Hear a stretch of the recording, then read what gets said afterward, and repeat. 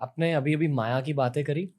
अम, मैं आपके अंदर के इंजीनियर से एक्चुअली पूछना चाहूंगा, माया क्या होती है? एक वर्चुअल रियलिटी की सिमुलेशन है हमारे आसपास? इज इट ट्रू कि हम एक सिमुलेशन में जी रहे हैं? क्या है सर, बताइए। सच क्या है? जो सच नहीं है उसको माया कहते हैं। ओके। जो सच नहीं है पर सच जैसा लगता है। आपको जिंदगी में धोखे हुए हैं कभी? जी। धोखा होने के बाद साफ साफ लगा हो ना कि पहले जो बात ठीक लग रही थी, सच्ची लग रही थी, वो सच्ची नहीं थी, तभी तो धोखा हुआ ना। इसी को माया कहते हैं। इस क्षण में चीज बिल्कुल वास्तविक, सच्ची, रियल लग रही है और वो है नहीं जैसी वो लग रही है। इसका मतलब ये नहीं कि बाद में भी कभी आपको पता चल जाएगा आवश्यक रूप से कि वो चीज वास्तव में कैसी थी। हो सकता है आपको कभी भी पता न लगे कि वो चीज सचमुच कैसी है या वो चीज वास्तव में है भी कि नहीं, whether that thing even exists. लेकिन उसके नकली चेहरे 100 आपको एक के बाद एक मिलते रहेंगे। असली चेहरा हो सकता है कभी ना मिले, और हो सकता है, मैं कह रहा हूं कि कोई असली चेहरा हो भी ना। तो जो नहीं है उसका असली प्रतीत होना माया कहलाता है, और जो है उसका होते हुए भी न दिखना माया कहलाता है। चीज है, सामने है या अपने भीतर ही है पर पता नहीं चल रही है, उसको माया कहते हैं। तो माया इन दो चीजों को कहते हैं। ओके। एक कॉलेज स्टूडेंट जो है पॉडकास्ट सुन रहा है, उसकी लाइफ में माया क्या है? आपके भीतर कामनाएं होंगी, बहुत डिजायर्स होंगी।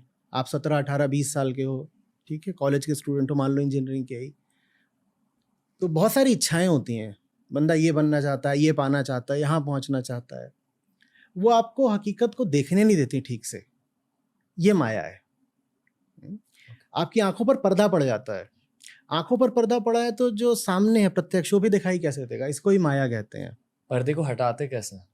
ये देख करके कि आपकी डिजायर्स आपकी करंट स्टेट को बदलने का वादा करती हैं, लेकिन वो आपकी करंट स्टेट का ही प्रोजेक्शन होती हैं।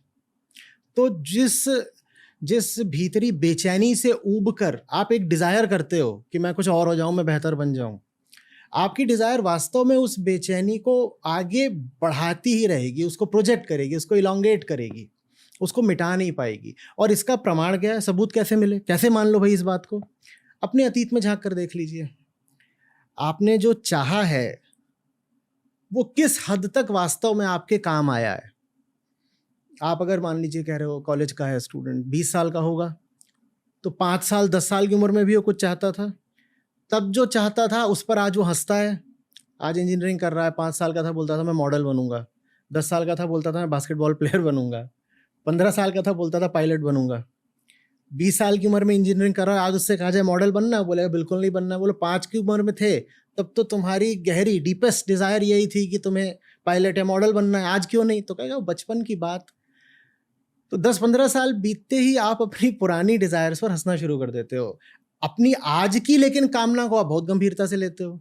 ये क्यों नहीं देखते कि ये जो आज बात है, वक्त के साथ इसका भी खोखलापन जाहिर हो ही जाना है, तो क्यों उसको इतनी गंभीरता से ले रहे हो? मैं ये नहीं कह रहा कि कामना करो मत, मैं कह रहा हूं कि उसके बहाव में बिल्कुल मत आ जाओ, बिल्कुल उसके बंधक गुलाम मत बन जाओ। इतनी अपनी स्वतंत्रता बचाकर रखो कि भीतर जो डिजायर उठ रही है वो भले ही कितनी भी ताकत और ओवर पावरिंग क्यों ना हो, उससे एक दूरी बना करके उसका इन्वेस्टिगेशन कर सको।